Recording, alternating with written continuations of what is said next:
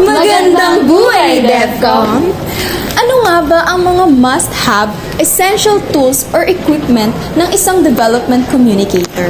Nandito tayo ngayon sa CDC building upang mag-interview ng mga upper class. Tara at samahan niyo kami. Let's go! Ngayon kasama natin si Ate. Ate, ano pong name mo?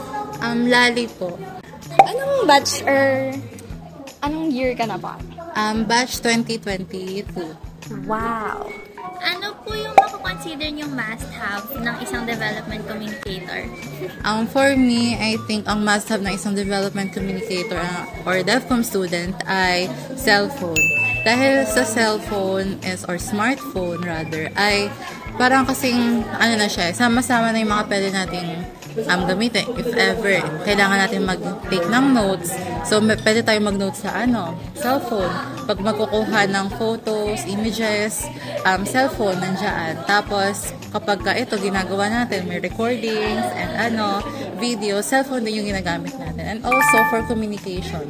Dahil, syempre, as a DevCom student, kailangan natin ng wider range of communication para sa mga sources natin. So, maganda na meron tayo laging portable na gamit, which is yung cellphone. And for the last question po, may mga advice po ba kayong mabibigay sa mga DevCom freshies na katulad namin? Sa mga DevCom freshies, siguro, enjoy the moment lang and enjoy nyo yung journey nyo as DevCom students dahil syempre hindi naman lagi is nasa taas tayo, may mga times na mag-fail, but I don't want you guys to be discouraged kapag nag-fail. I want you guys to put or to make that failure as your stepping stone para mag-improve palalo sa field natin. Thank you very much. Ngayon kasama naman natin si Kuya. Kuya, ano pong name? Aaron. Ano pong batch niya, Kuya? 21. Amazing! Ang tanong po namin sa inyo ay, ano po yung sa tingin na must-have tool or equipment ng isang development communicator student?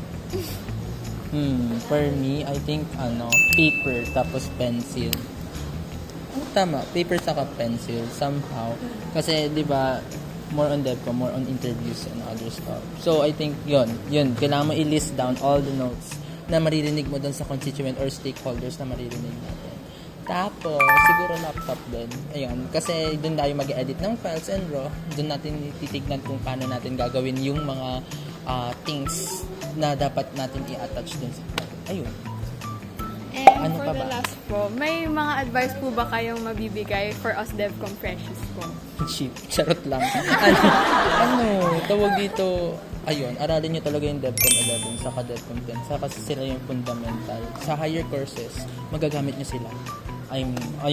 Pero kasing, nangyari kasi sa akin, yung DevCom 11 ko actually, nagagamit ko siya pagdating ng series. Tapos babalikan nyo rin siya sa higher series, katulad sa 135. Meron mga doon, mayroong mga things doon or mga lessons doon na tinuro from DevCom 11 na nakalimutan ko last time. So, nagagamit talaga siya. Prereq ng prereq. Yung tatandaan nyo yung mga fundamentals ng mga lessons doon. Para in the higher courses, magagamit nyo rin siya. Mare-remember nyo siya on what, on the specific lessons. And then, you know what to do na if ever na ma-encounter nyo yung mga things na yun dun sa higher courses. Yun lang. Thank you so much po. Simula po tayo sa pagtanong ng ate, ano pangalan niyo po? Riva, Pang ilang batch na po kayo? batch 2020. Sa tingin niyo po, bilang isang development communication students, ano po yung must-have tool or equipment na maibibigay niyo po? Pagdating sa equipment, siguro pinakang must-have na yung camera.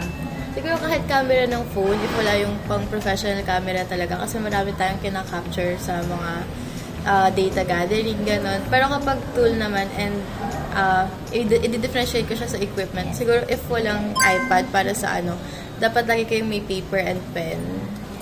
Kasi lagi tayo nag-gather ng data and dapat lagi tayong ready na makapture kung ano man yung mga i-gather natin. Ayun lang.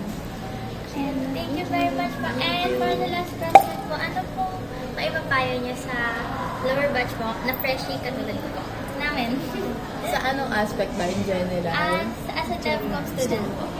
As a DevCom student, siguro, palagi kayong maging on time kasi yung mga interview natin, medyo mahirap silang i-reach out. So, kapag may activity kayo na dapat ahead of time, may message nyo na sila. At dapat palagi kayong may plan di sa mga interview. Kasi may mga times na hindi nyo sila ma-reach out. Maghahanap na kayo ng bago. Ayun, dapat lagi kayong ready. And, huwag kayo kabahan. Medyo nerve-wracking kasi pagiging DevCom. Ayun po, thank you po. Thank you po, ate. At ayun po ang matuturing must-have items sa writing classes. Sana ay marami kayong mapulot na aral dahil dito. Sa susunod na interview ulit, at dito lang yan sa Buhay DevCom!